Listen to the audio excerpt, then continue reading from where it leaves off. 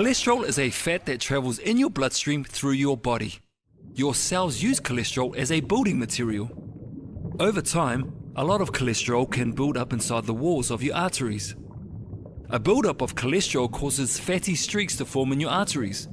This is part of a process called atherosclerosis, which narrows and stiffens the arteries. The longer the cholesterol sits in the artery walls, the harder it gets. Eventually, a fatty streak can get so large and hard that it cracks, causing a clot to form around the crack. This clot can block the artery, causing a heart attack or stroke. It's never too late to make changes to protect your heart. Think about your future, being there for your family, your plans and dreams. Could your cholesterol and risk of heart attack or stroke affect this? There are small steps you can take today to lower your risk. If you smoke, stop smoking.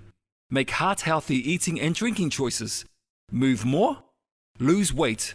Talk to your doctor about medications.